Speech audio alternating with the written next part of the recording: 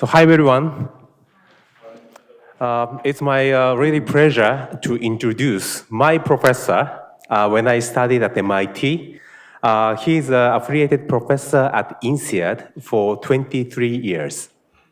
But at that time, he was a visiting professor from INSEAD to MIT to teach us the global integration, global innovation, how to challenge the global issues on the business. He is the best professor during my program. So when we take his lecture, we always say that this is the Joe Santos moment to learn something new, eye-opening things. So since we are now in the strategic refresh moment, but from now, I really continue to enjoy Joe Santos moment again. And his experience, first 20 years experience, is all about food. He's from Portuguese. He worked with the Portuguese conglomerate. He handled chestnuts, sugar, and cocoa business. And then after that, he moved to Italy. He was the CEO of Segafredo. So he also knows about the coffee business as well, which is quite new information that I got from him today. So please welcome the Professor Joe Santos to explain today the Metanational Challenge and the new multinational missions. So if you have any questions, please press your button on the table. So Joe. Thank you. Thank you. Thank you. Thank you.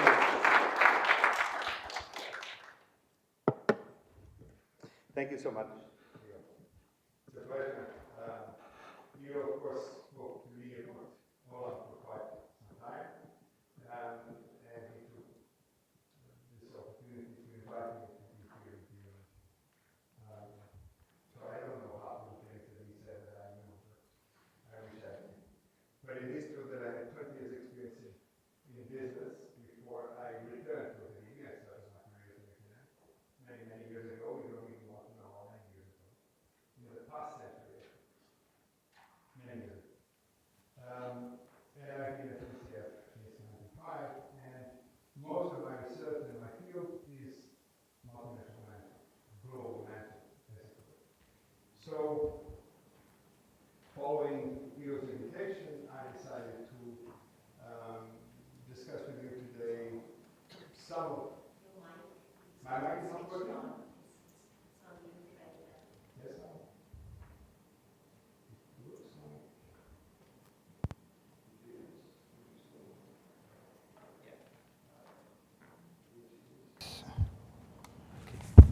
Yes, yes, now it is.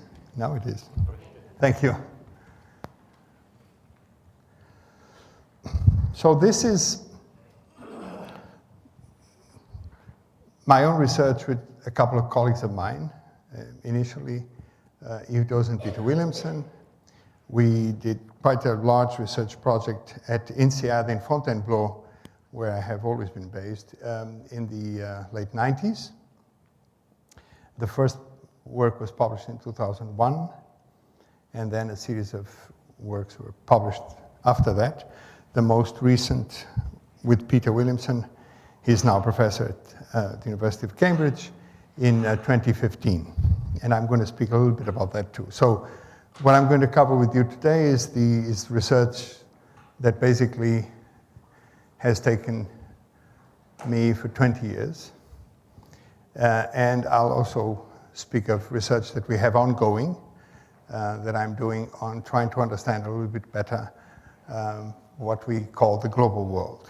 And I'll start with that actually. So this is now ongoing research, but it's difficult for me to introduce what I've called the Metanational Challenge and this new multinational mission without presenting our views on what's going on in the world as we speak. So I'll be delighted if you can interrupt me whenever you want. Given that I have been teaching since I was quite young, I'm very comfortable doing what I'm doing. So please just interrupt me and challenge me as you please. So I want to spend a few minutes with you discussing this issue of what is a global world and why is our thesis that it is emerging. I'm sure you've heard of emerging markets, of course, but what is an emerging global world, which I would claim is the world we're in. And so our propositions are the following, that what we thought in the 70s and 80s was going to be globalization is not. And what we thought was going to be digitalization is not. And the reason why these two things suddenly surprised us is that the two of them interacted.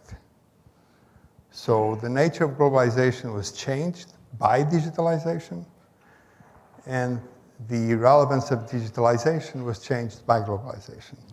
And nobody foresaw this, no one. So what's happening today in the world is actually quite surprising for everybody, and we can see that. As you probably have noticed, in particular, the leaders of many countries, companies are baffled by what's going on. And nobody really understands what's going on. And that's actually the point of understanding emergence. If we understand emergence, then we understand why is everybody sort of lost in the world today. And it's very important if you run a multinational company such as yours to have a great sense of what's going on in the world. Because one thing is for sure, it was not what many of us, me included, thought was going to happen if we go back to the 80s, when, for example, a lot of what is still taught today about multinational management was developed. Then there was a very simple concept of globalization that had to do with global markets.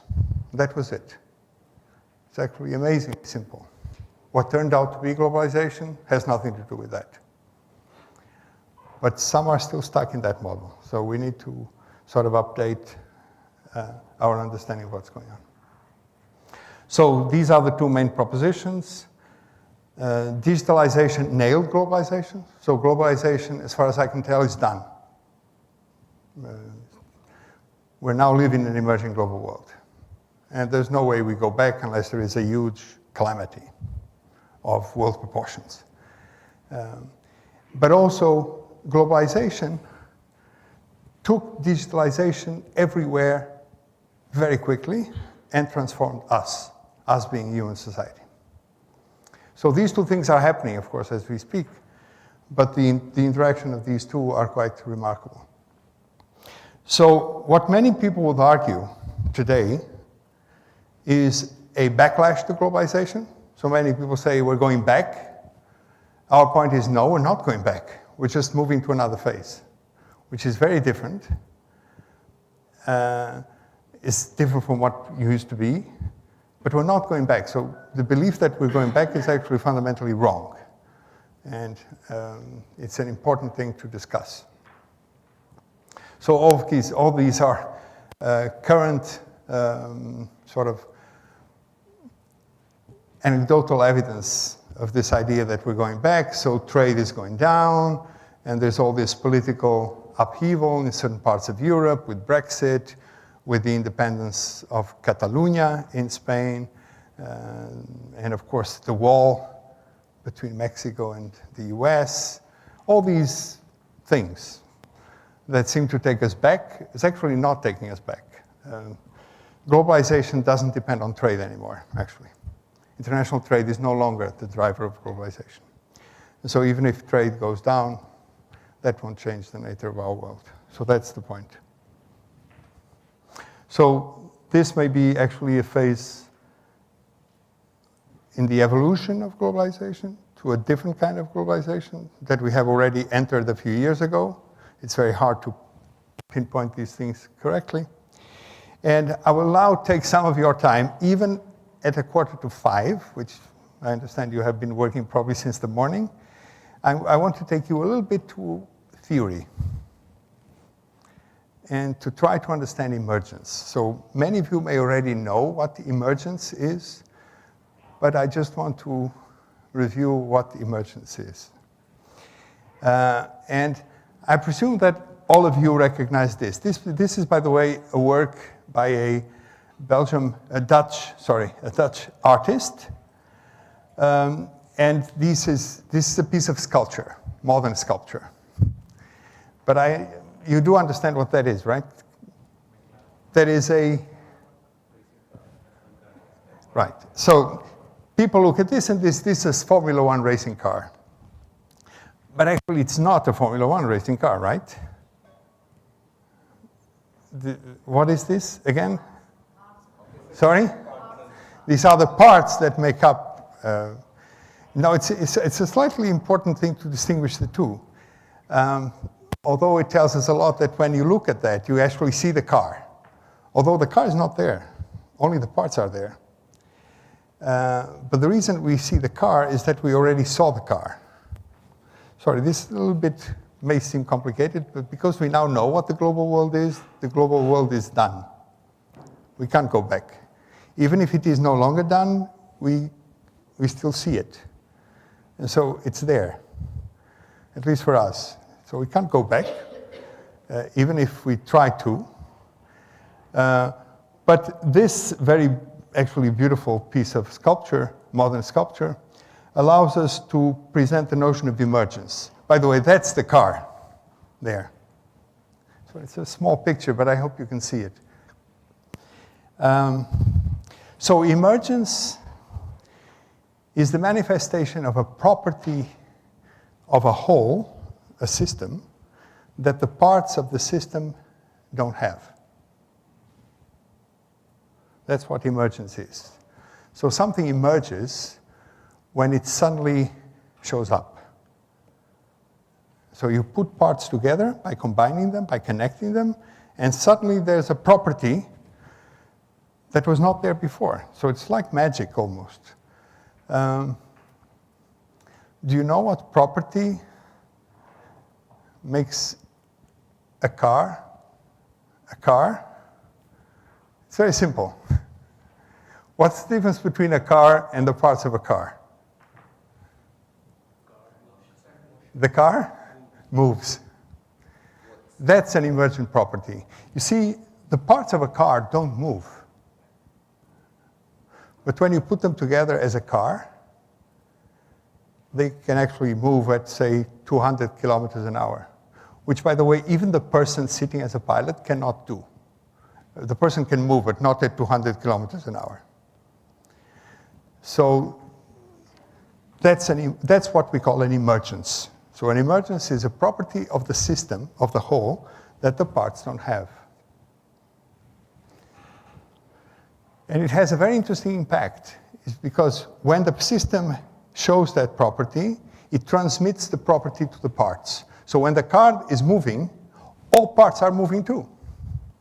When an airplane flies, the seats in the airplane also fly, but the seats in airplanes can't fly. So this means that the whole system impacts the parts. But of course, if the parts don't work, for example, if one tire explodes, the car stops. So each part can change the property of the whole, which, by the way, is called upward causation in complexity theory. But the whole also changes the properties of the parts, which is called downward causation. So why am I wasting our time with this? Because the argument is that the global world is an emergence. The only world that exists is our world, countries here. The world we're in, made of countries. The countries are like the parts. They're separated. They will continue separated. They are different, tremendously different. And I think the current world is reminding us that politics exist, that history exists, that empirical truths exist. And therefore, the world will continue to be made by parts. But the parts now have perhaps shaped a global world that has properties that the countries don't have. And that's what's interesting. So we may be entering in a world that has properties that impact the countries. So it's not countries impacting countries, which is what still some people think. So they think they solve it by putting borders. No. You can't put a border around the tire and say that the car can run and I'll be stopped. No. The tire will go. Because it's the world that shapes the countries, not countries shaping countries anymore. So of course the countries are impacting the world, but the world is now impacting each country, which is why countries are no longer autonomous. But they're not autonomous because of other countries. They're autonomous because now there's a whole world that has certain properties. And how do you build a system? By connecting the parts. What have we done over the last 40, 50 years? Actually, we started hundreds of years ago. Connecting countries, connecting people, connecting companies. So we made many connections, like putting together the parts of a car. And suddenly, well, there's the world exists, like the car suddenly exists. So emergency is very fragile. If you're building a car and you suddenly misplace some screws, the car may not work. So emergency is very fragile. You may build the wrong car, have to dismantle the car, build it again. So it may seem that you're going back and forth, but it's not. It's just part of emerging. So a lot of what's going on, a lot of the confusion that we're living is just that. Is a very complex system is emerging. And, well, most of that is not actually easy to happen. So we may have the feeling that it goes backwards, but it's actually not going backwards. It's just moving on. And this takes, of course, a long period of time. Does this make sense to you? Is that okay? It's a very theoretical concept. But actually, why do we call, say, Brazil an emerging market economy? What does emergence mean when we speak of a country? It doesn't mean growth. That's actually, again, a simplification, thinking that countries are markets. Countries are not markets. Countries are polities. Countries are groups of people with a history, with a culture, with politics. So when we say that the country is emerging, we mean that the country is actually transforming. So the pieces that made the country are being reshaped, institutions are being created, new rules of engagement are being put in place, new technologies are being applied, so that in the end the country is a different country. Does it not mean that the country is beginning to play a larger role in the world? Because of globalization, yes. Not the emergence itself, not the emergence of the country doesn't really mean that. It just means that the country is being recreated. Because of globalization, then of course that country can shape the whole. Not just 2 or 3 countries, because they're big. You see, a small component may stop the car. Not just the engine. The engine is like the big. But if a small thing doesn't work, a small screw gets out of place, the car stops. So even a small country now can have a big impact. And that's because there is an emergence world. So basically this is now a bit beyond us, and this is very uncertain. So we don't really know what's going to be tomorrow, which is why people are calling for leadership everywhere. People want leaders because they're extremely anxious. Nobody understands tomorrow. Yes? In the analogy that you're building, Yes. the parts of the car are parts of a system known as a car. Yes. The emergent property is motion. Yes. Countries are part of a system. The emergent quality is globalization. What is the system that the countries form a part of? A global world. And Global economy, a global world. world in total. A global world. Which, by the way, we will never see because we exist in this world. We're in Singapore. But there is you see, if we're in the engine of a car, we don't know that we're part of the car. We may think that we're just part of the engine because we only see the engine. But actually, you're part of the car. So we have to infer the world, what the world is. Nobody can see it. But it's there. That's what's new. That's what's sort of surprising and confusing. So these are just simple examples of emergence. I just want you to think about what's a country, really. That's Italy. I use Italy often as an example because Italy is a very recent country. Italy is 100 and so years old, very recent. It was only formed as a country in the late 19th century. So it's a very recent country. Although the physical entities that make up Italy were in Italy forever, because it's a geography, right? And the city-states were there for hundreds and hundreds of years. Venice, Florence, Rome, these were all separate city-states, like Singapore. They were not islands, but they were like islands. But suddenly, it became Italy. And now there's a people we call the Italians, and there's a country we call Italy, a nation we call Italy. And I just want you to think a little bit, what is a country?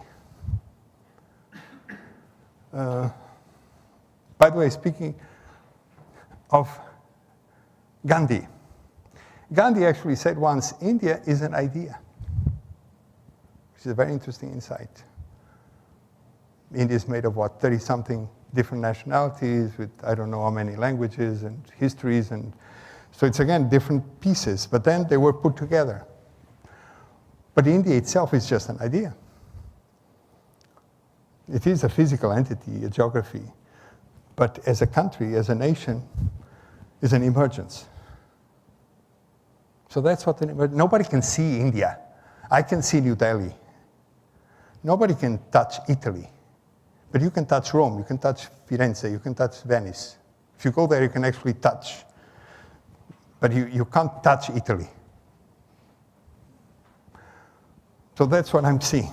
Imagine now the same, but at the world level, where instead of cities becoming a country, you have countries becoming a global world. We will never touch the global world, but it's there. Not like a country, we don't actually know what it is. So, why am I wasting our time? Because if we understand this, we may cope better with the uncertainty that comes from this. Which, by the way, is not different from the uncertainty that now happens in many emerging countries, like Brazil. I happen to know Brazil very well. I'm Portuguese, so the language is the same, more or less. And actually, since 2007, because I'm now old, and being old, I don't like cold weather. When it's cold in Europe, I fly to Bahia, where I have a house on the beach, by the way. So if you ever want to visit me, it's very easy. You fly to Salvador in Bahia, you drive 100 kilometers north, and you're in my house on the beach. So, by the way, as soon as I finish teaching here, I go to Bahia. And I'm there until the end of February. Doing what? Studying. So that's where I study and I work out these things. But the point being, Brazil is going up, going down. The economy goes up, goes down. There's a lot of stuff going on. Rich CEOs are in jail. People I knew, by the way. People I knew are now in jail. Some of them for many years. Politicians are in jail. Even yesterday, another mayor was put in jail. It's becoming normal that if you're important, you go to jail. I'm not Brazilian, so I don't think that will happen to me. But now you have Carlos Ghosn in jail in Tokyo, and now you have Madame Huawei in jail. You see what I'm going? This is getting really confusing. This is really emergence going on. Huh? And why is this important? Because company leaders are crucial. Because if you have 70,000 people around the world, many of them may be anxious about tomorrow. Anxious about their countries, anxious about their future. And the leaders of the company must make sure that they are not too anxious. And it's important for us to understand what's going on. So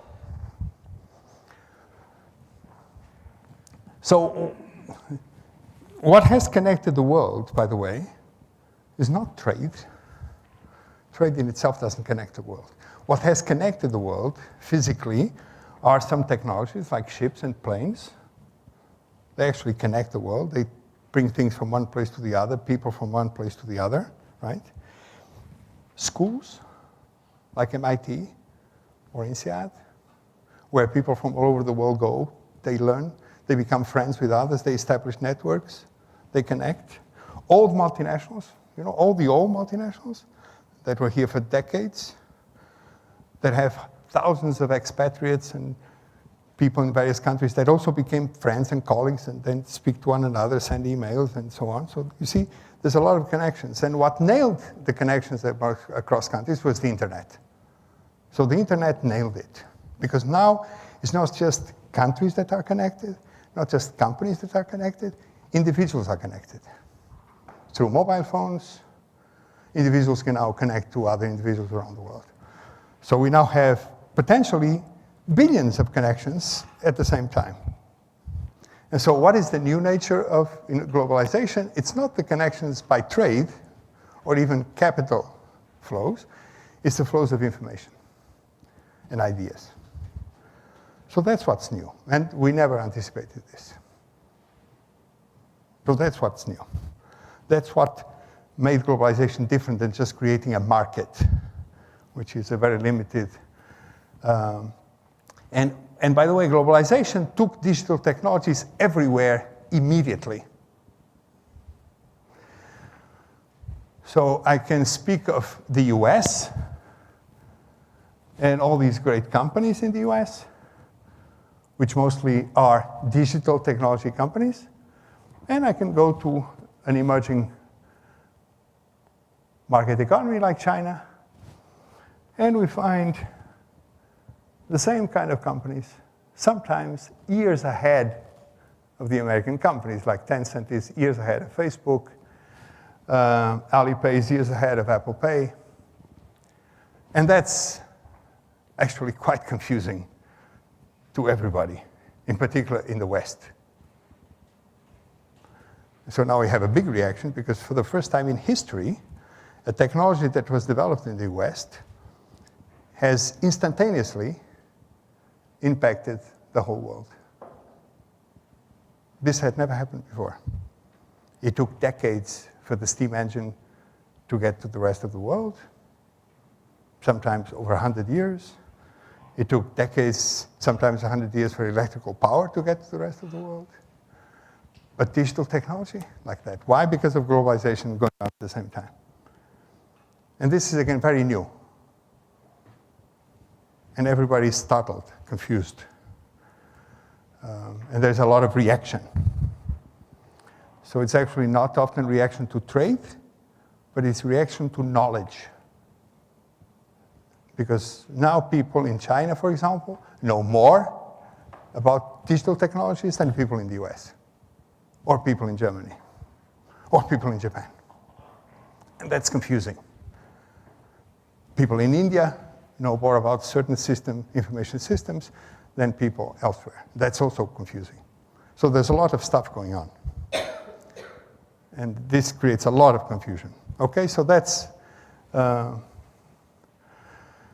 So I just wanted to finish this piece, which is fundamental to understand the other pieces that I'm going to convey. But by saying that there are still today two views of globalization. One is the classic view that was developed in the 80s, that still many people embrace, which is globalization is an aggregation of markets. So you had local markets, and suddenly you have a world market, a global market. So what is globalization? For many, still today, creation of global markets. So if you have a global market, well, the world is global. And we say, no. If you have a global market, the market is global. Actually, a global world is a very different thing. And so this is a comparison of the two views, two paradigms. This is like the old globalization, which is now dead. And this is the new globalization, which will live for quite a long time. And the most interesting differences are these differences here. So in the old days, we thought a global world was a world that was one place. Like the world becomes so small, even people said it's a village. You may have heard of the global village. So the world becomes one place. Wrong. The world is many places. Will always be many places. Actually very far away from each other, historically, institutionally, culturally, politically, economically. What is now one is time. Now we all live in the same time because we're all connected. So if something happens here in Singapore, it may have instantaneous impact in the US, in Germany, in China. So what is the characteristics of today's world is that we all live in the same time. Although some of us may be asleep, that's irrelevant. The interaction occurs instantaneously. So we live not in the same place, but we live in the same time. So scale is not what's important. What's important is co-specialization. Are you familiar with the notion of co-specialization? Is this a term that you have heard before or not at all? Think of a car, the Formula One car. All the components are co-specialized. What this means is that each component has a special role, right? They're specialized. But they are specialized to work together, co.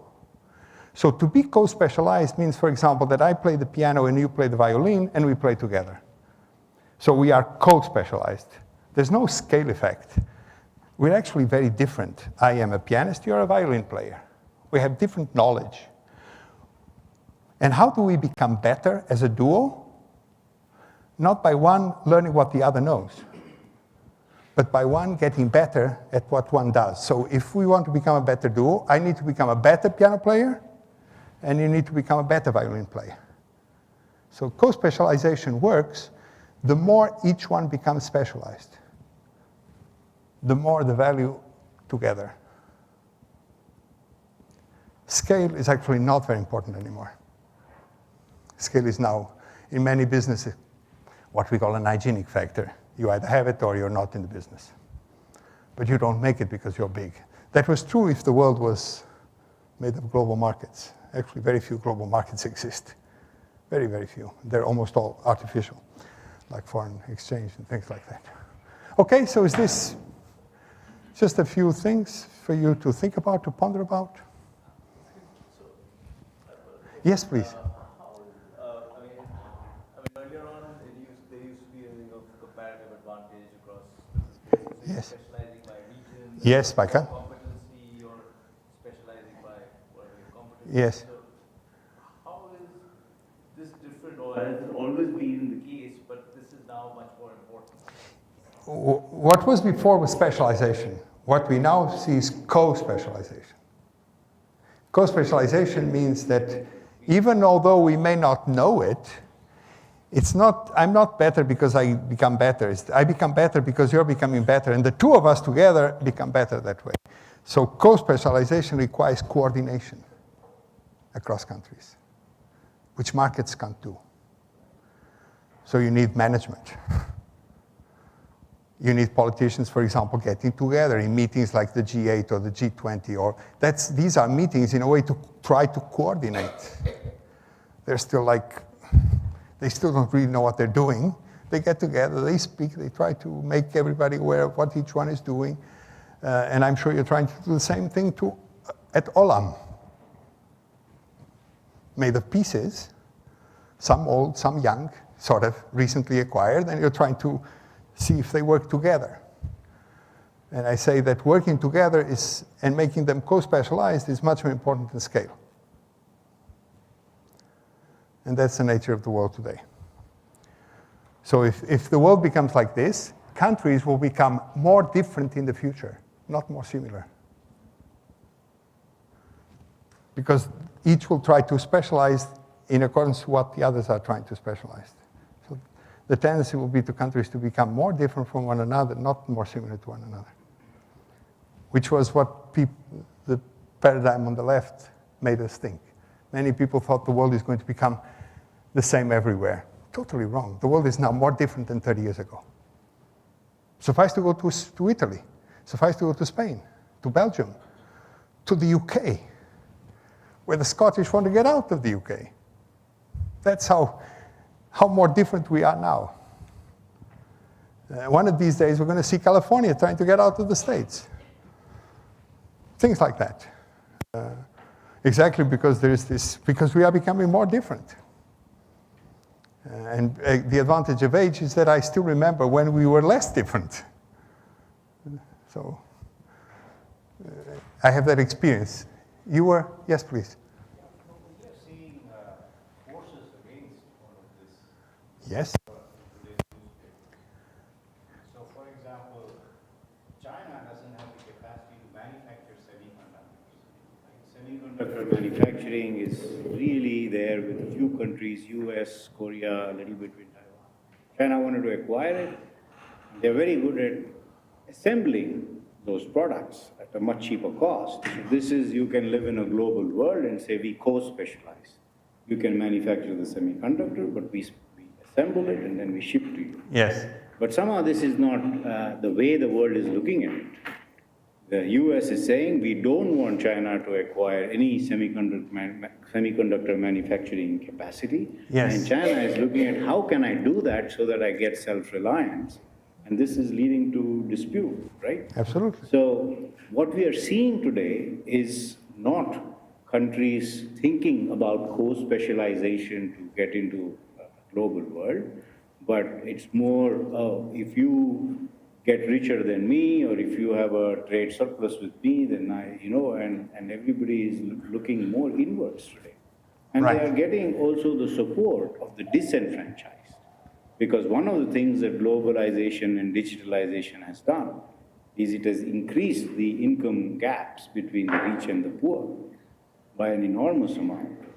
And Okay. so there is a constituency which is disenfranchised. All right. And this Yes. constituency is supporting the forces against globalization. Yes. This is what we are seeing today, every day in the newspapers. Yes. So globalization highlights differences across and within countries.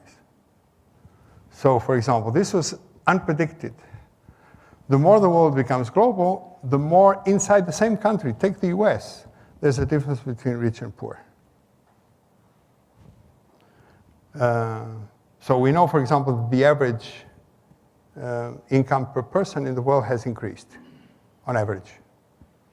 But the reality is that the variance has increased too.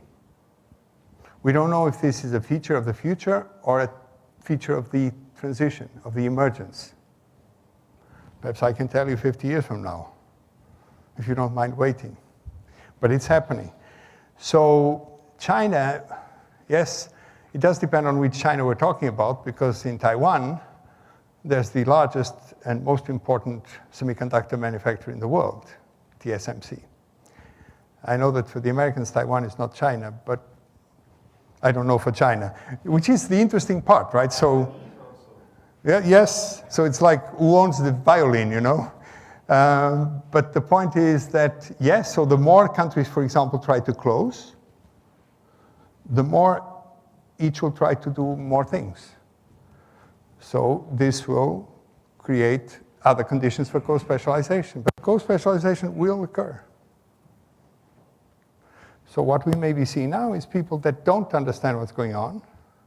They still believe on the old model and want to dominate the world. It won't happen.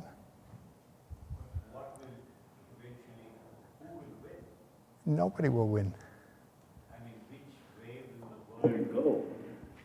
It's We emerging. don't know yet. We don't know yet. That's the point. Okay. That's the point. But it's not going to be what we thought it was in the 80s, and still people think it's going to be like that. It's not going to be like that. It's emerging, so I cannot tell you. You see, when we start to build a plane, many people had to die, and many planes had to crash until the first plane actually flew. But it flew. So I can't tell you what the world is going to look like, but I can tell you it's already a world what matters is one time, not one place. This is important for business. What matters is co-specialization, not scale. Companies that rely on scale are seeing their profit margins go down, down, down, down, down, down. Perhaps you're not, but I can tell you in many companies I know that's what's happening. Why? Because it's not about scale. It's about differences across countries. But the question is, you're just describing what's happening during emergence. There's this confusion. In the middle of confusion, companies cannot be confused. So you must have a view.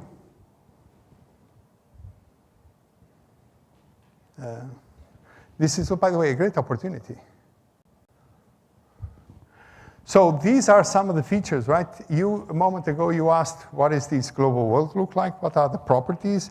So this is what we can say for the time being. So the global world that is emerging, we can't describe it, but it is interconnected, interdependent, and integrated. It's synchronous, and it's completely uncertain. So we can say this for the time being.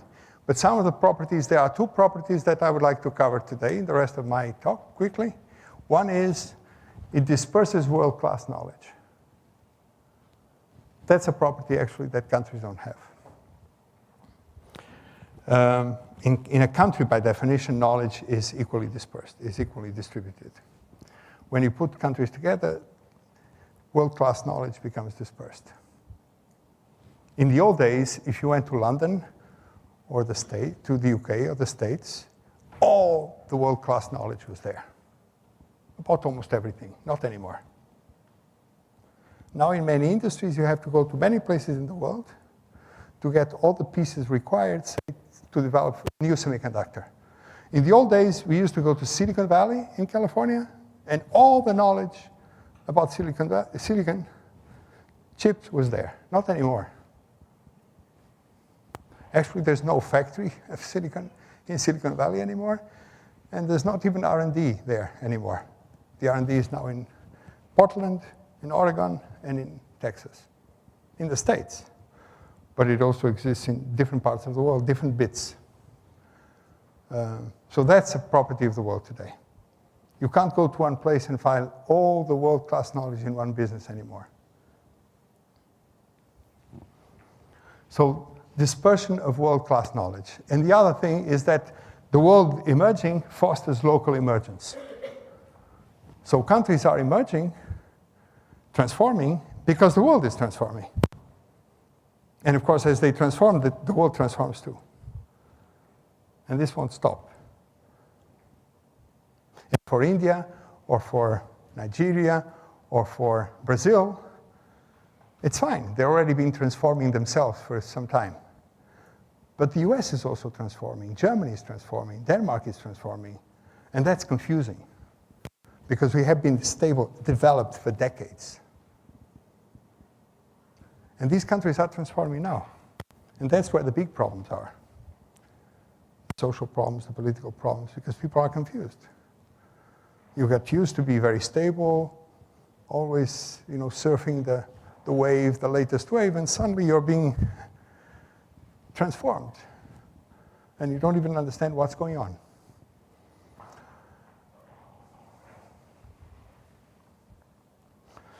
But for leaders in a company, I want to highlight that a global world increases subjective uncertainty. So people are really anxious about the future. And it's not very good to have a company where people are anxious about the future, because then they can't produce what they should be able to produce. So I would argue that nowadays the number one role of the leadership of a company is to absorb uncertainty, so that the people in the company are not anxious. They can devote all their energy to the future of the company, which means a few at the top have to absorb uncertainty, so that the uncertainty is outside the door, so to speak. This, by the way, has physical implications. You get ulcers.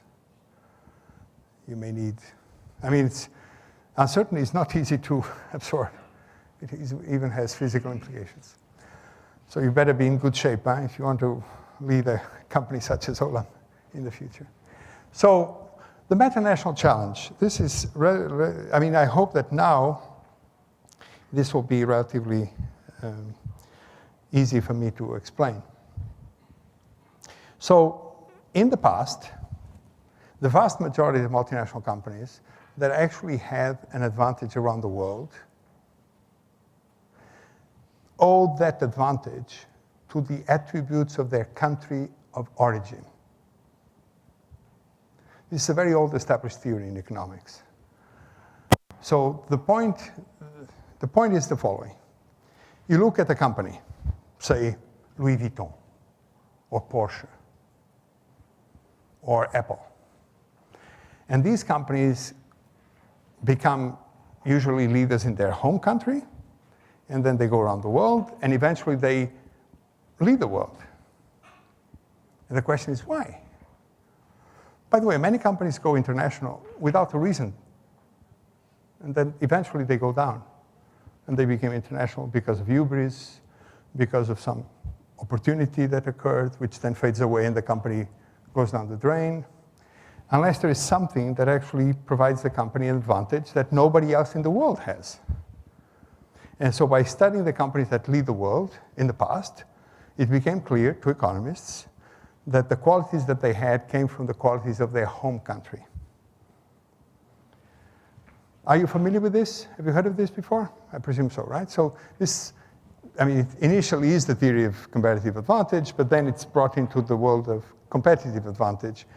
And so basically, for example, you take a company like IKEA. I'm sure you all know IKEA. You may call it IKEA. That's fine too. If you go to IKEA, which is in Singapore, and why are they the absolute number one in the furniture business in the world for 40 years? Because they're Swedish. Actually, it's very simple. And we can trace every single thing that makes them superior to their competitors to Sweden, back to Sweden. For example, their most important innovation is their business model. And their business model was created in Sweden. Swedes doing business in Sweden for Swedes. And they created an amazing business model, which the company then took everywhere in the world and mostly won. They're not in all countries, but in the countries that they are, they usually become the market leader. So they have this advantage. So this we call the national advantage. And if you want to term this, this is what I teach my students. So Hiro, I'm sure, remembers this.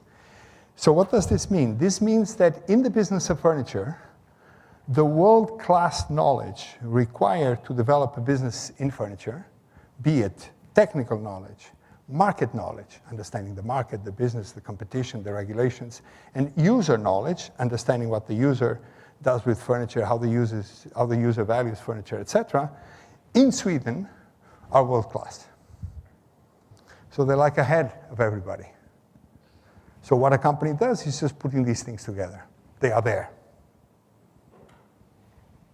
And so the company that makes it there, then makes it in the world.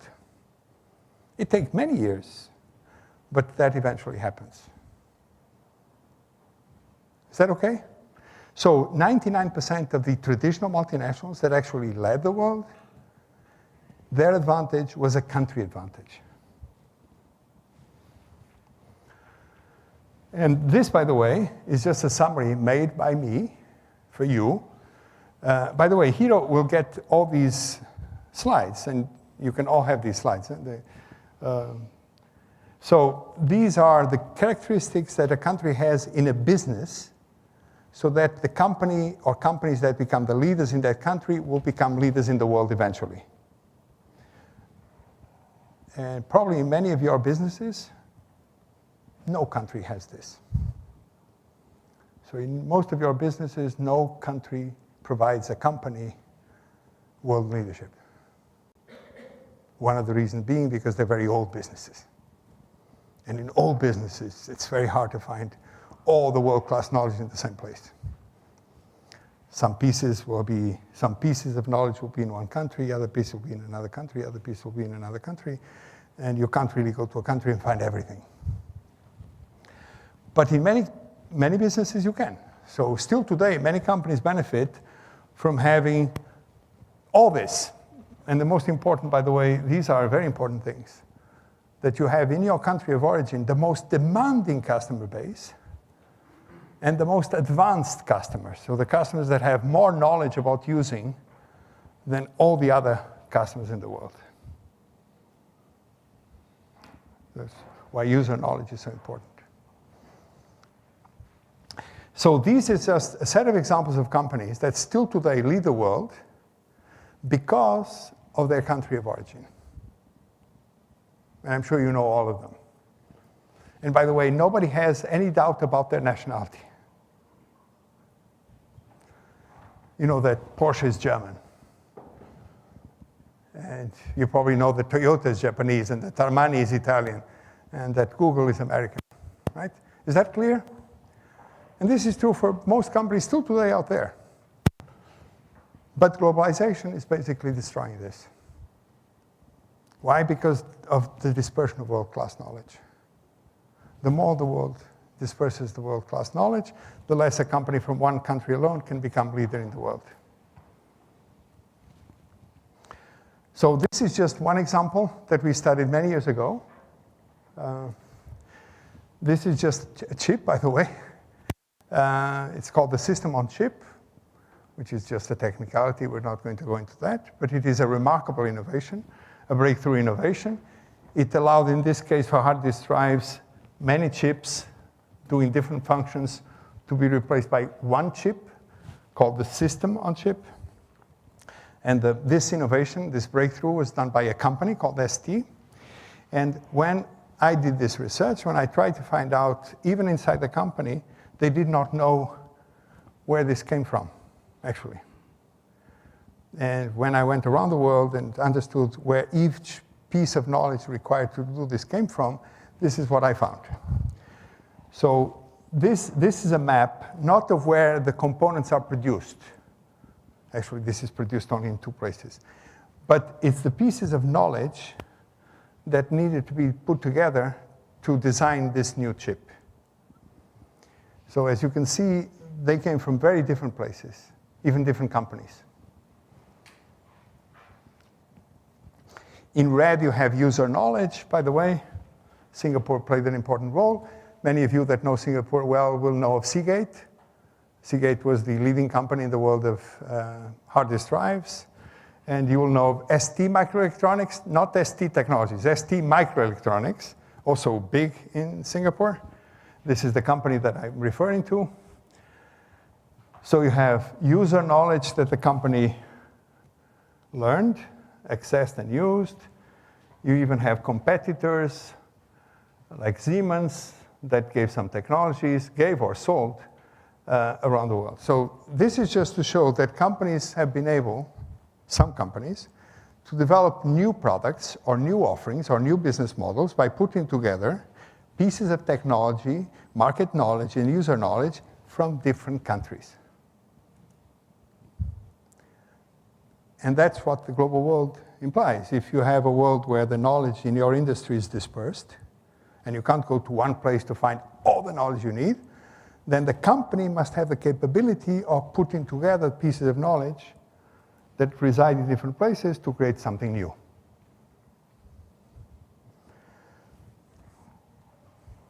And these are examples of companies that have been able to do that. So here the advantage doesn't come from any nation. It actually comes from beyond nations, and beyond nations in Greek is meta. Metanational means that the advantage is beyond nations. It's actually company specific.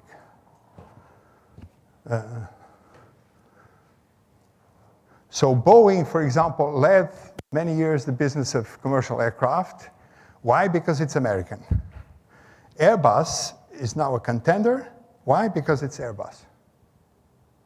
Not because it's French or German or no, it's because it's Airbus. So the advantage is company specific. And what is that advantage? The ability to sense, to intake, to learn, combine knowledge from different parts of the world and produce something new that beats competition. So there will always be companies that can take advantage of their countries of origin, and they project that advantage to the world. But there are now companies that are able to innovate from the world, as opposed to in a country. And that's the metanational challenge. So the metanational challenge is to be able to create a future of your businesses by combining technical knowledge, market knowledge, and user knowledge in different countries.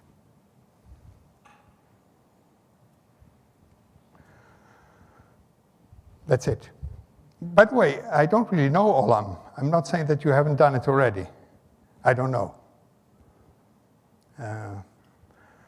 But the question is, it's no longer an optional in many businesses.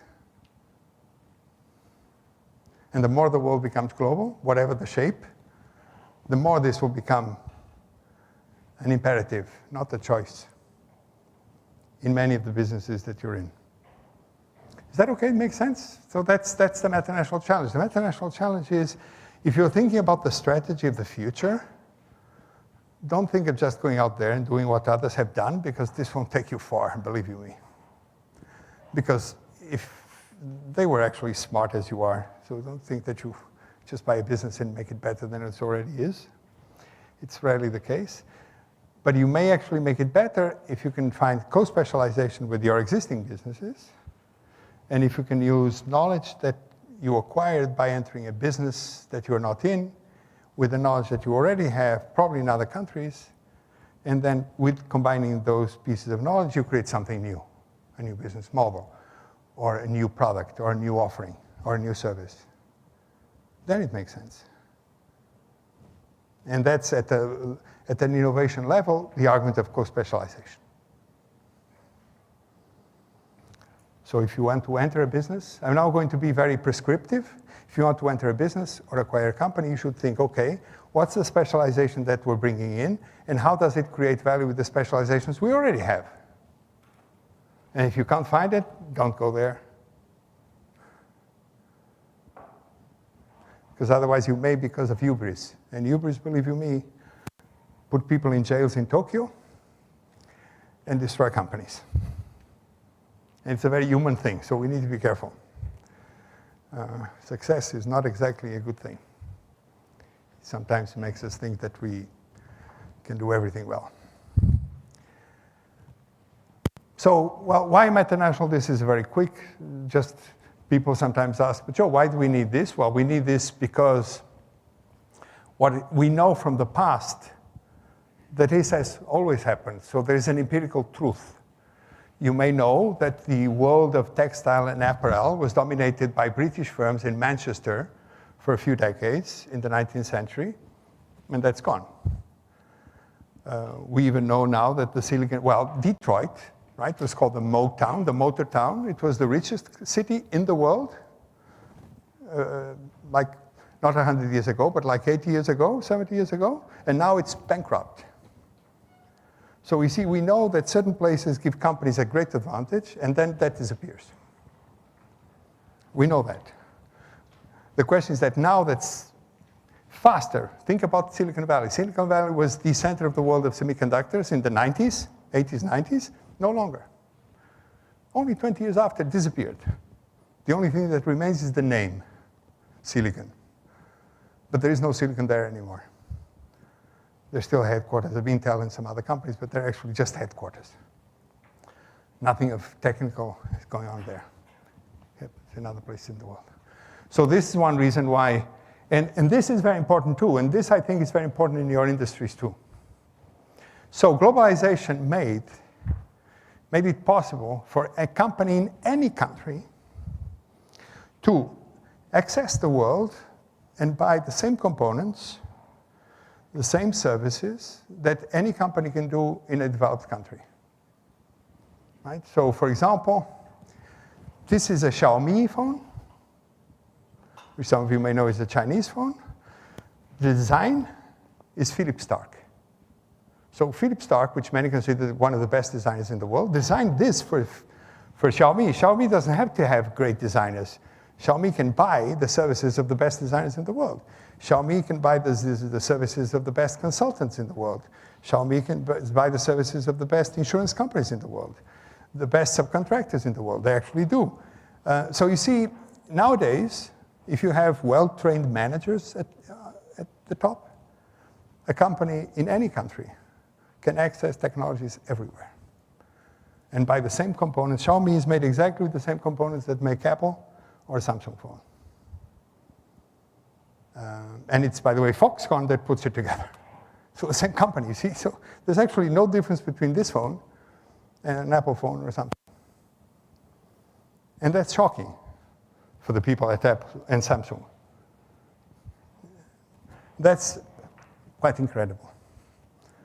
So and tomorrow we'll see companies in Africa doing the same. They just need to have people at the top that are well connected. For example, if I did research Xiaomi, Xiaomi has a group of founders, and the group of founders together has over 50 years experience as managers in Microsoft, Google, Motorola, Siebel, etc. Then they created, at the age of 40-something, they created Xiaomi.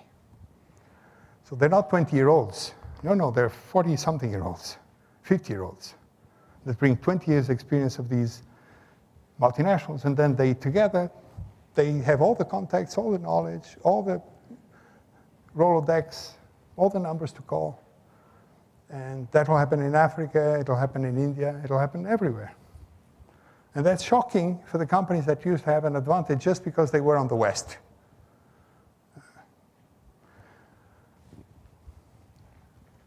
And of course, companies can use cross-border mergers to acquire new knowledge. That would take many, many years. And the Chinese have been very good doing this.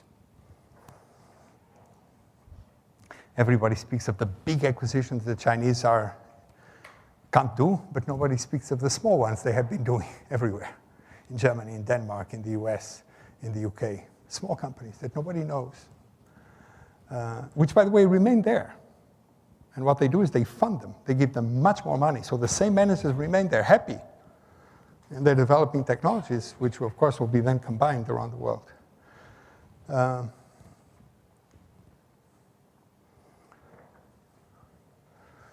So these are just some examples of user knowledge. And often people know about technical knowledge. People know about market knowledge, understanding the markets and the business. But I want to urge you to consider in an articulated manner, explicitly, user knowledge. So you sell products to users. Users know something you don't know. So that user knowledge, you also want to serve the customers that have the best user knowledge in the world, the most advanced user knowledge in the world. And often companies don't know if they actually serve those customers or not. Right? And by the way, many of these customers now are in quote-unquote emerging markets.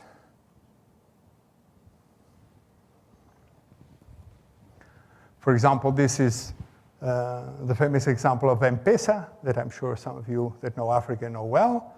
M-Pesa is a typical example. So in Kenya in particular, the users of M-Pesa were more advanced in transferring money with a simple mobile phone than me.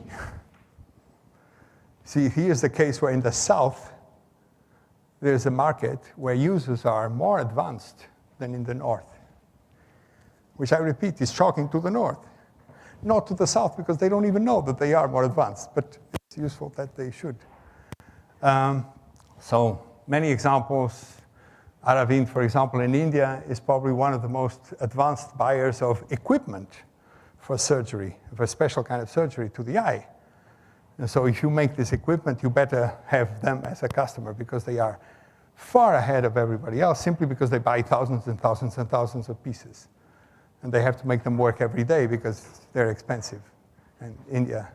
And they have their very particular business model that some of you know. So my point is simple, is that now, perhaps in technology, the North is still leading, but in market knowledge and user knowledge, emerging markets are leading in many business applications. And this is new and shocking to the people in the North. I keep saying this is all very shocking to the people in the North.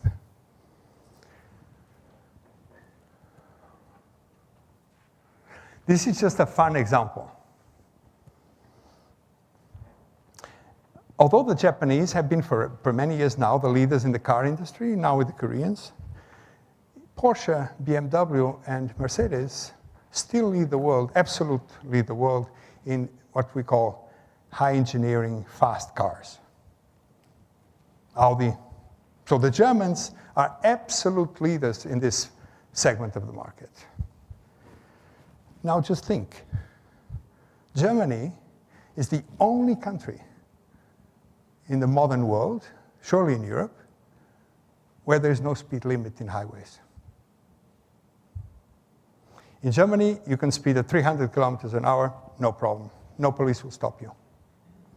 So just think, the country that still has drivers that drive at 300 kilometers an hour, and by the way, have very little accidents.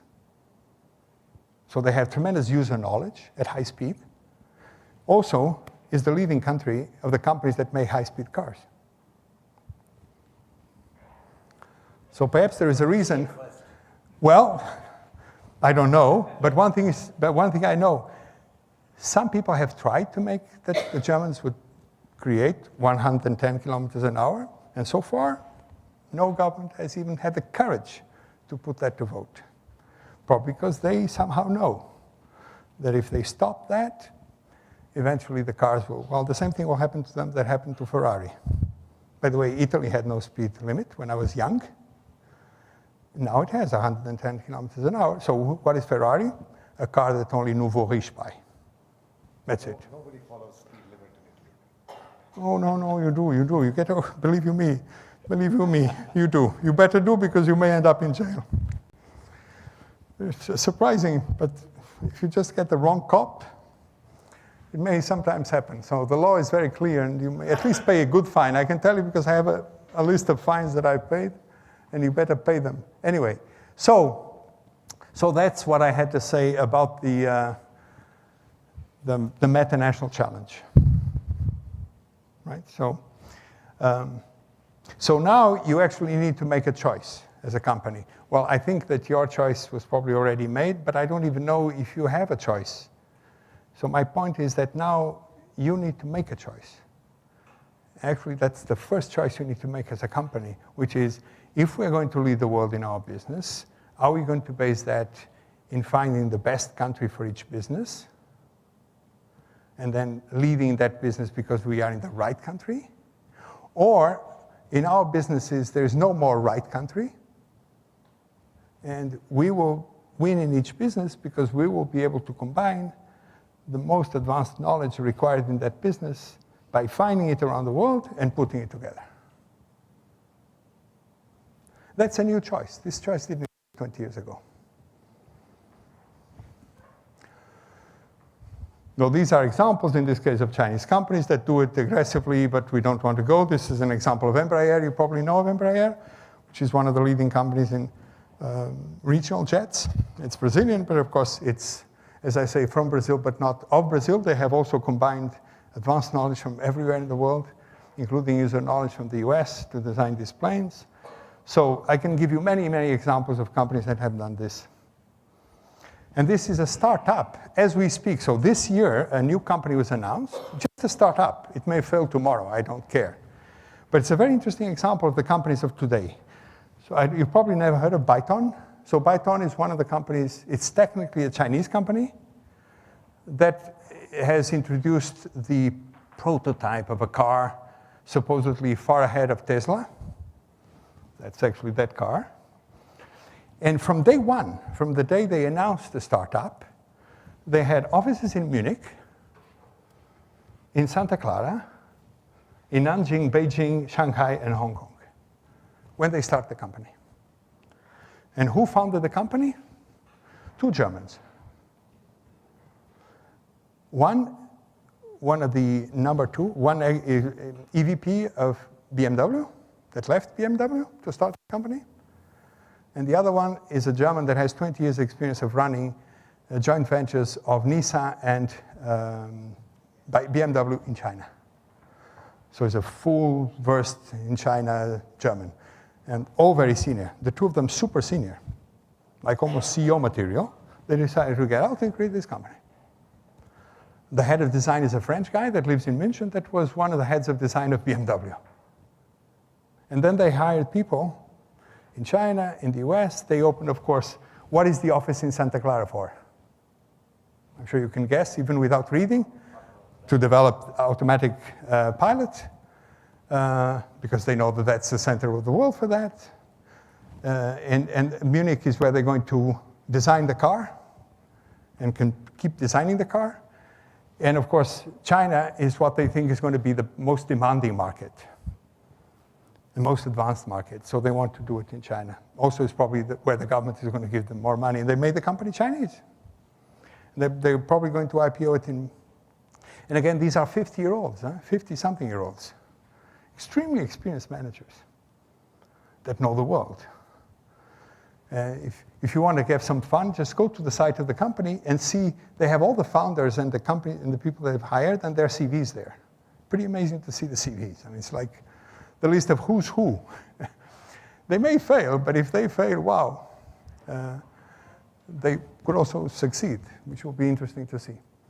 So, and this is some of the qualities that we found in companies that were able to do this. For example, a fundamental belief that difference is more attractive than similarity. That, for example, each location and unit is able to contribute something to the whole that no other unit has.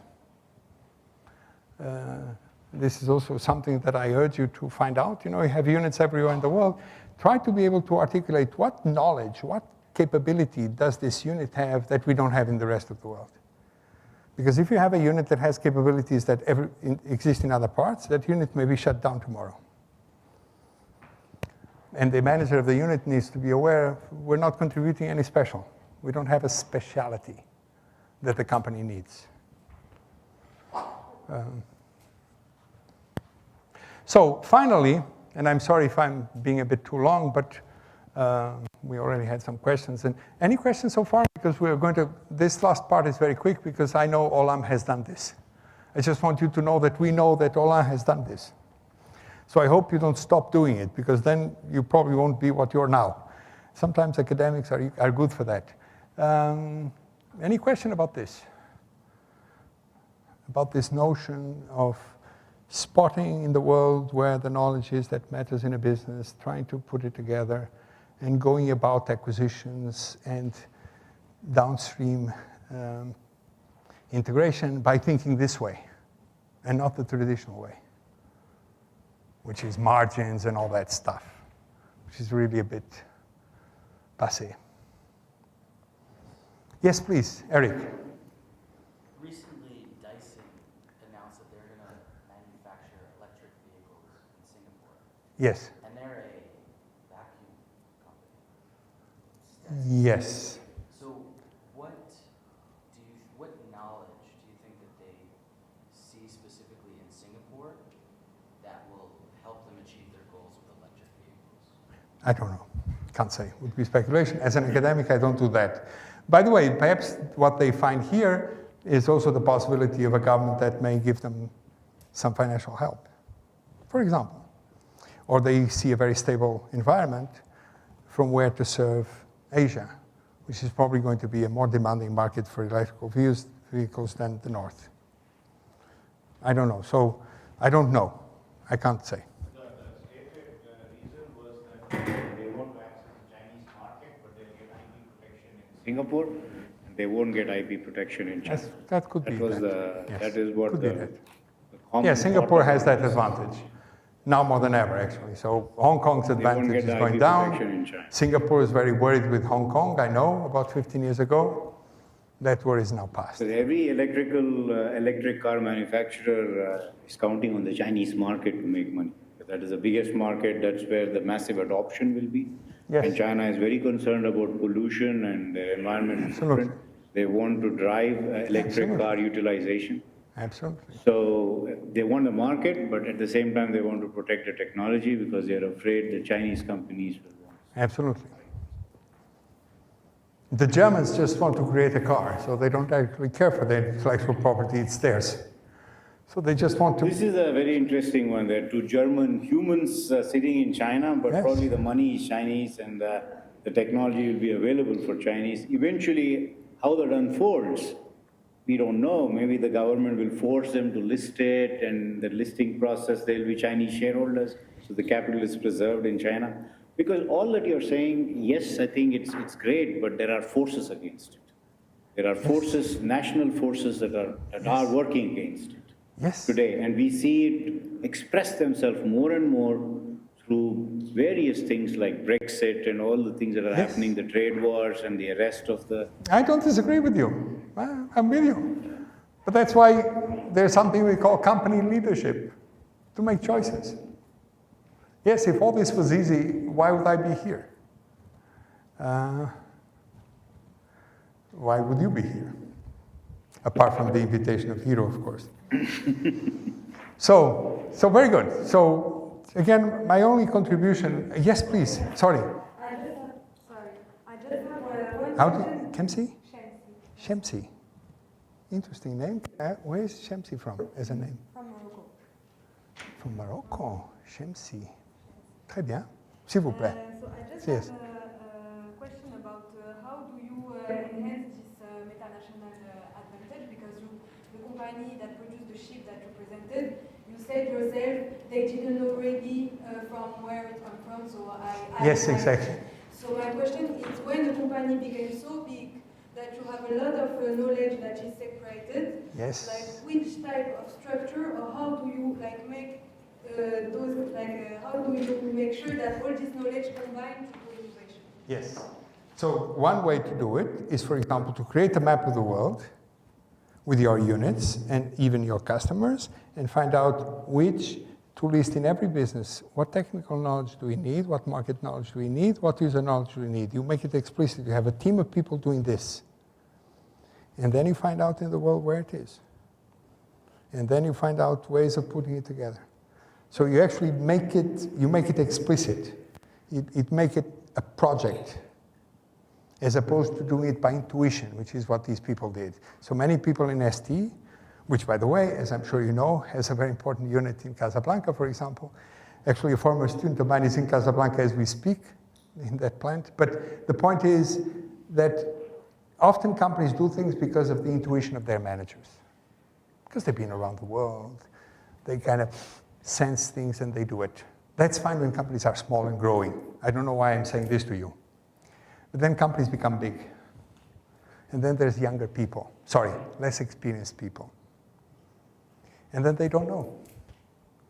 And the only way to grow is to formalize, to make things explicit. But is there any structure of, or a structure of the organization of your company that enhance this? Interesting question, difficult question. Well, if the company is not globally integrated, it doesn't work. So you need to have a globally integrated company, but you don't do it with structure. That's why the question is very interesting. You do it with process. If you try to do it with structure, you will fail. So you need to do it with process. You have to have process for this to happen. A process. Not a structure. So it's not something that you put on the wall, but it's something that you make exist in time. Which is certain people do certain things, and then they work with certain people doing certain things, which then meet other people doing certain things, and then the next quarter you do certain things. You create a process. Integration is a process, like putting together the parts of a car, you see? It's a process, not a structure. It's a process. It happens over time. But do you also need different skill sets, managerial skill sets? Because earlier all little hierarchical, then you have matrix, and you have transnational, and here now your ability to both specialize and to look at the big picture and then to work with Yes. many more people. Yes. Rather than saying, no, I'm the boss and you don't report Yes. to me, and how do they manage? Yes. So Raul, another amazing question. I wish I knew the complete answer. I don't, but I can say this. As far as I can tell, what you need to grow quickly is people that are corporate-minded. Corporate-minded. So people that see their role as making Olam, not the business of Olam. But not just financiers and legal. That's trivial. Everybody knows that. So you need more and more people that make Olam a global company, which is different from just the pieces together. And you can't ask the people in the pieces to do that. It's not the parts of the car that assemble themselves. You need people to assemble them, so to speak. This is what I call these people that think of the corporation, Olam, that are not rubber or cocoa or something, but they're not just support or financiers or no. They're people that make Olam Olam. If you don't have these people, this won't happen. I have a slightly different point of view Yes? Because all the examples that you have given Yes? are about people who are specializing in a particular business and who understand that business, whether it is the Python, the Yes, the yes, guys yes, yes. who spent 40 Yes, yes. years in, Yes. in automobiles. Yes? So in our business, in Olam, you have the businesses where you have that expertise. The Yes. center is more a collection of the businesses. So I am just kind of I know. questioning that point of view. Yes, but the point that I believe, look, I don't know Olam, only from the outside, right? So I allow myself to say something which is probably completely wrong. If tomorrow you can't co-specialize across businesses, there's no point of having different businesses. So it's not just to do this in a business, but also to combine knowledge from different businesses. Oh, of course. And this cannot be done by people in the business because they're devoted to the business. This can't be done by financiers and by legal people. You need people whose job is that. You need people whose job is to create the integrated Olam across countries and across businesses. Because you may even redefine some businesses. Like IKEA redefined the business of furniture. In the business of furniture, there's before IKEA and after IKEA. I hope that tomorrow people will say, well, in this business, there's before Olam and after Olam. Because if you don't do that, why would you be better than the guys that came before you? I'm sorry. We're going off in a different. No, we're not. I'm sure you will be able to do this. You probably have already. I just don't know. So that's why I'm saying you need a body of people that will create Olam as a body, as a corpus. That's why you say corporate.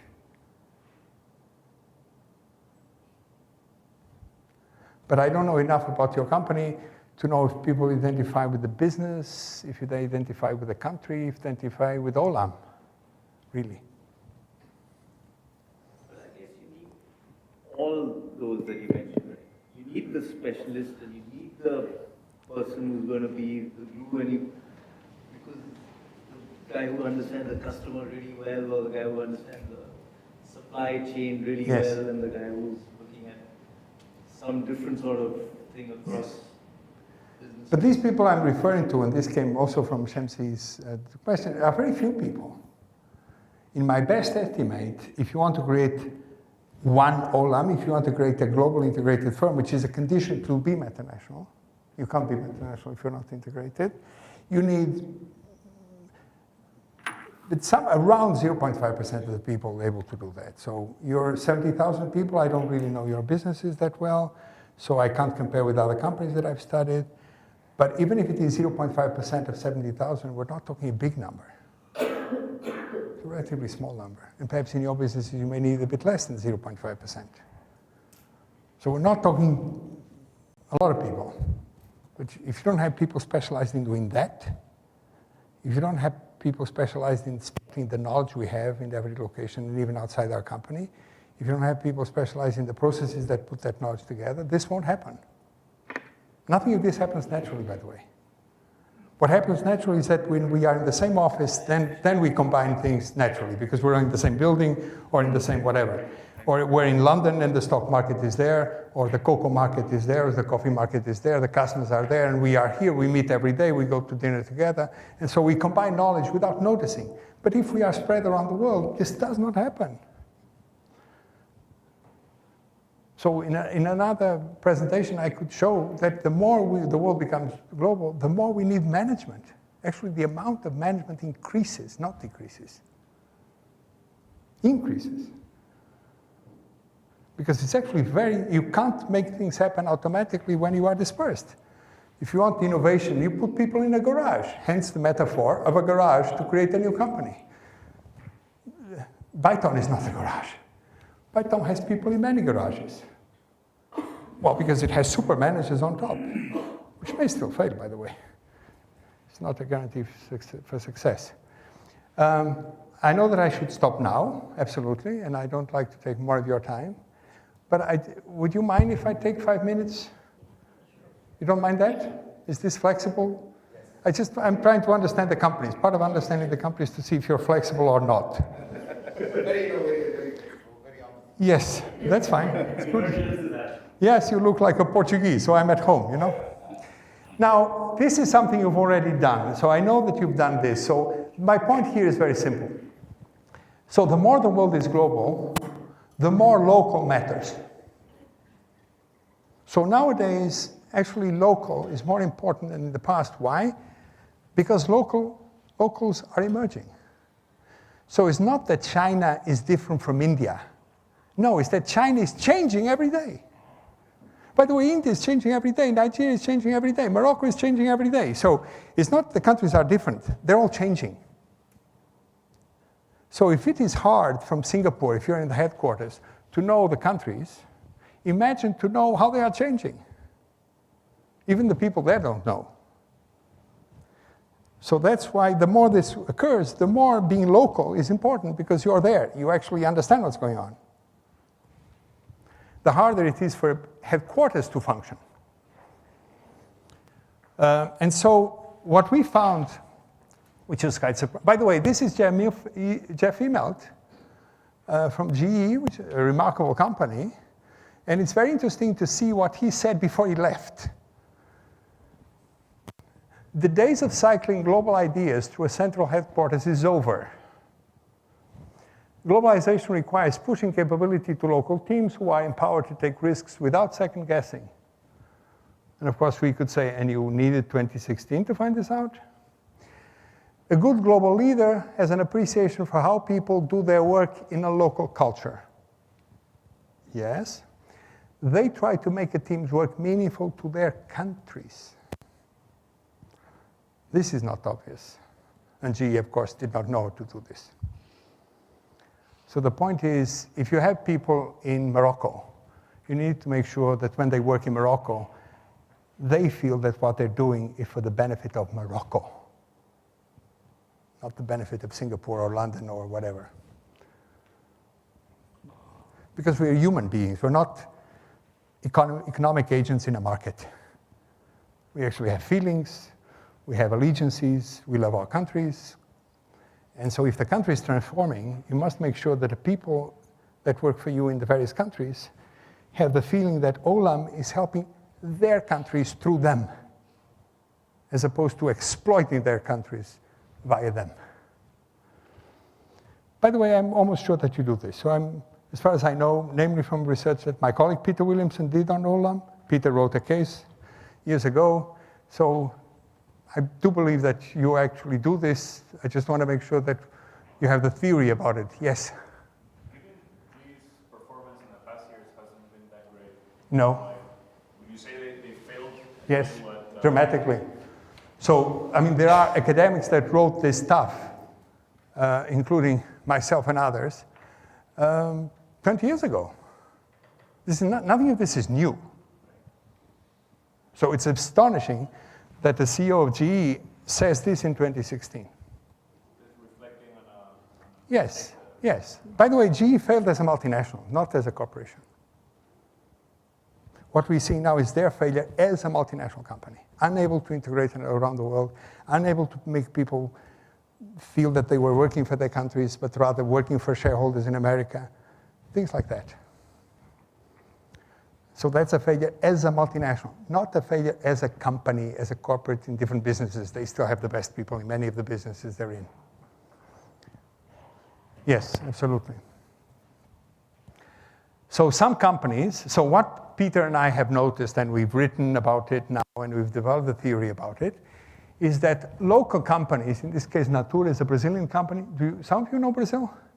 So you know Natura. Natura is the #1 company in cosmetics. Now, Brazil is the 3rd largest cosmetic market in the world.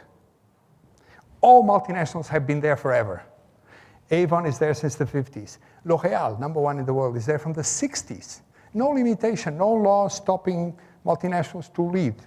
The #1 company is Natura, not L'Oréal, not Avon, not P&G, not Unilever. Alibaba, right? E-commerce. Amazon and eBay were in China before Alibaba began. They actually bought local companies. Why is it that Alibaba suddenly became #1 and basically Amazon and eBay failed. And we found more and more industries where the local companies won in industries where the foreigners, the multinationals, had all the advantage. And we said, why do local companies win in these markets when multinationals should be the number one? And this is what we found. First, these companies were able to leverage the world to compete at home. So they were able to spot in the world the best sources of components, of services, et cetera, and use the world to compete at home. Second, because they were there, locals, they were able to adapt swiftly.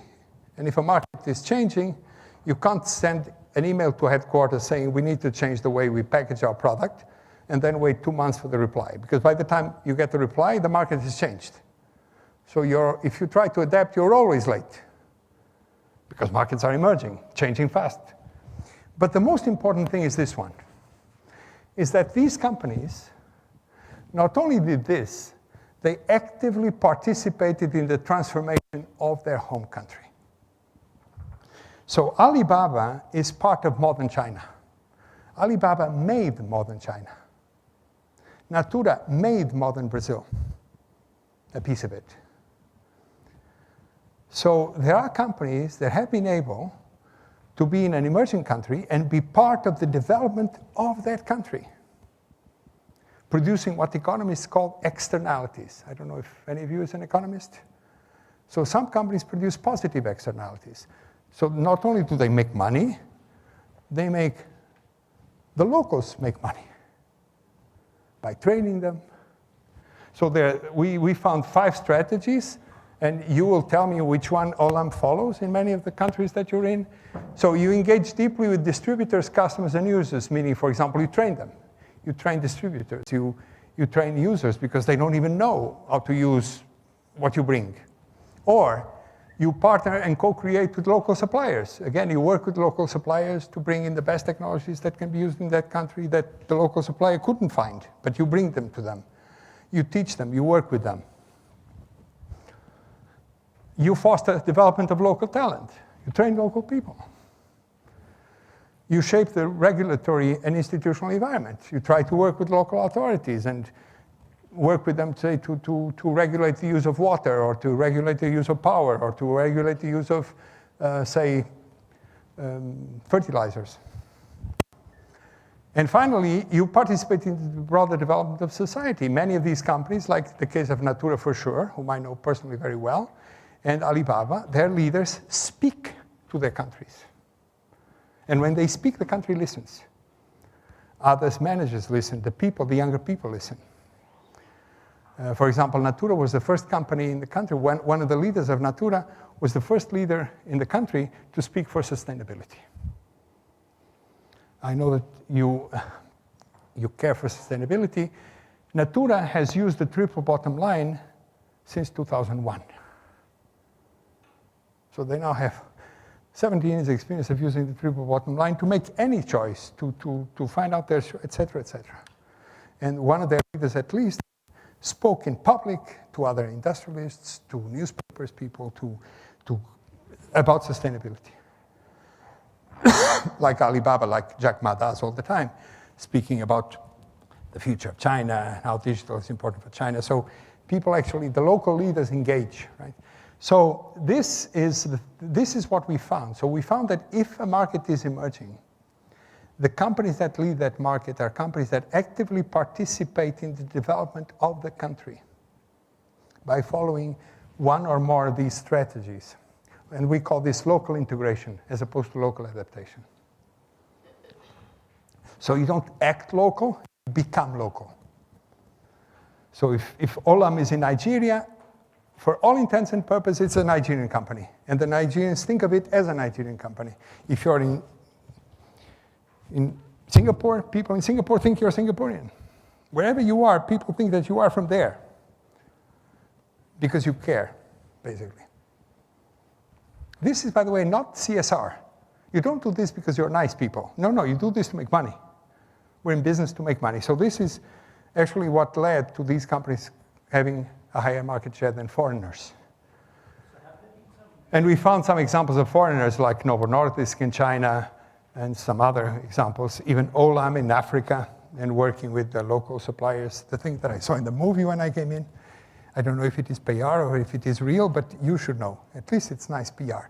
But that kind of work would be number 2 there, at least. Anyway, sorry, Raul, please, I don't have to say. You just answered my question. I was asking about, do you see some examples of Multinationals?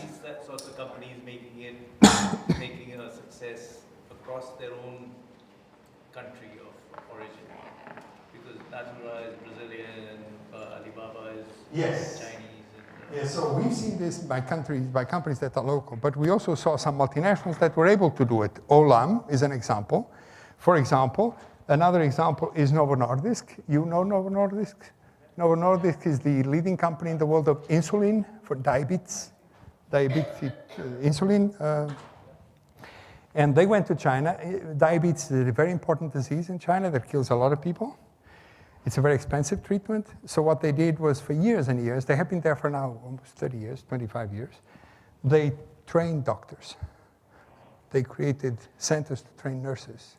They trained the patients because patients need to learn how to inject themselves and find the right places and do it at certain times, so they need to be trained.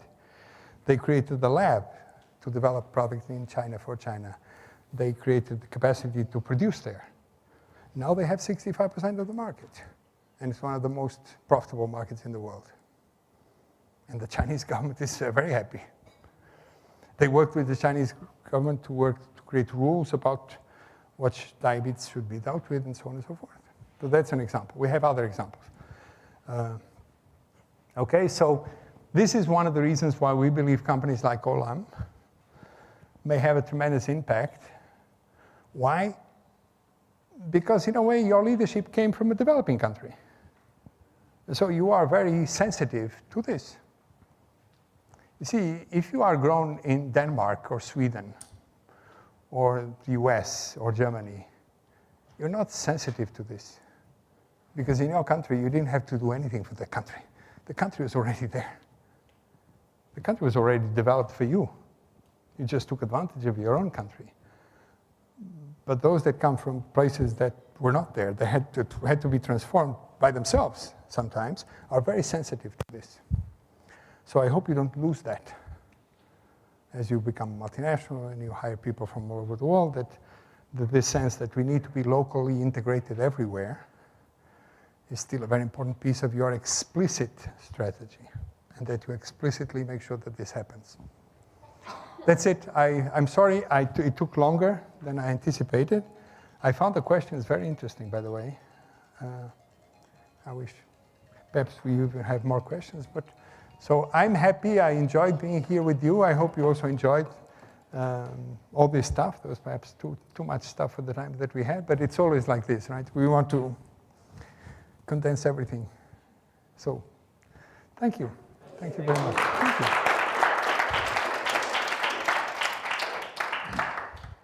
So I'm still here. If there is some question, I'll be delighted to, but I mean, we need to stop because this is too much. Yes, Clement or Clément? Clément. Yes? What you said at the end of the first part about absorbing anxiety. Yes. Yes. How do you see, what do you suggest you do that? Absorbing anxiety of the people in this changing world. What does a leader has to do? Well, for example, when you speak to your people about the future, speak about the future as if you actually knew the future. Don't say we don't know. Because if you say you don't know, they say, what? They don't know? So you actually say, this is the future we see. This is our vision of the future. Yeah. So you have to inspire. Well, you have to inform. You have to inform. If you inform people, around these things you don't really need to inspire. I think you need to inform. You need to say, as far as Olam is concerned, this is how we see the world in the future. So the world, and we are going to make it that way. So come with us, which is the essence of leadership, right? It's come with me. Otherwise, I'm a leader without followers. So you need to inform and have a view that is cohesive, that is comprehensive, and makes sense to people. And if you do that, then I think you release a lot of anxiety And by the way, this is very simple. Any of you can visit one of your units, talk to people, and you can sense if people are worried about tomorrow. It's actually very simple. We humans, we can figure this out very easily. And if people are worried about tomorrow, they are not doing what they could be doing. And leaders are not doing what they should be doing, which is not motivating. I'm sure you need to find good people. Good people motivate themselves.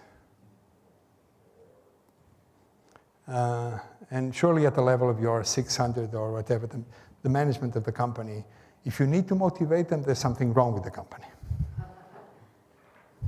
That's my humble view. You may need to motivate the other 69,400 because they may be doing repetitive jobs, boring. I don't know, I'm just guessing. But what they need is to be very well informed, that you have no doubt. So you need to transmit this, which is tough, but you do need, I do think that nowadays, making sure that our people are not anxious and can create a future is really key. But given where you came, I don't think I have any doubts about certain of these abilities, right? You do have this amazing challenge now, which is generations renewal, growth, diversification, all these things happening at the same time. That's quite a challenge, which I think is great, actually. It's a good challenge. Yeah.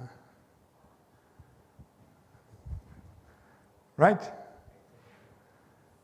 Thank you. My pleasure, my pleasure.